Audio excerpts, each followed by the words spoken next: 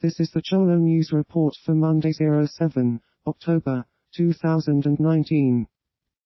Following a phone call between U.S. President Donald Trump and Turkish President Recep Tayyip Erdogan, the White House says that Turkey will launch a military incursion into Syrian Democratic Forces northern Syria, and that U.S. forces will be withdrawing from the region to avoid clashing with its NATO ally.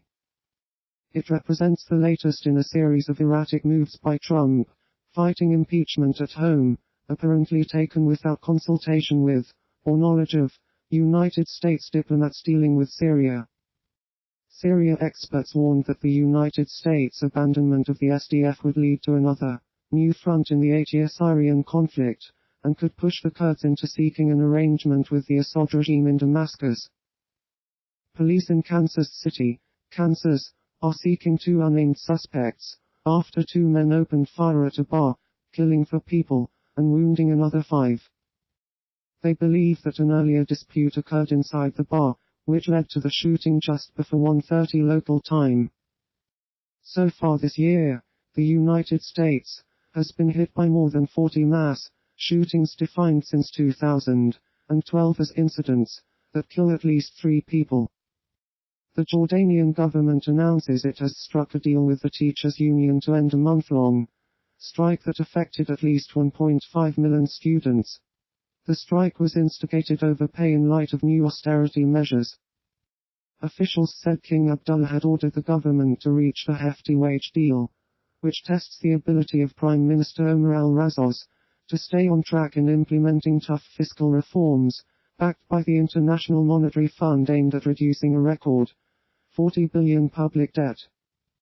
The government fears new pay demands by other public sector employees, including doctors, and pension increases for retired soldiers would wreck efforts to restore fiscal prudence, needed for a sustained economic recovery. Dozens of activists from the powerful teachers' union, whose members succeeded in forcing the government to agree to substantial pay hikes after a 4-week standoff, celebrated in front of their headquarters in Amman. Following the resignation of Prime Minister Ramush Haradinaj in July, voters in Kosovo cast their ballots to elect the new members of the Assembly of the Republic of Kosovo.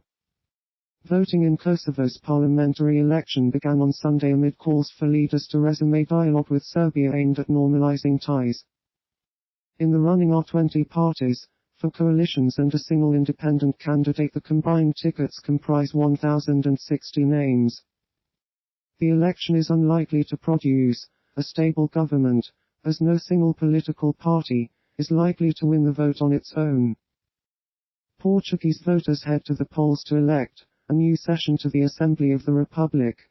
In line with opinion polls, exit polls show the incumbent Socialist Party winning the most seats, but likely not quite enough to form a majority.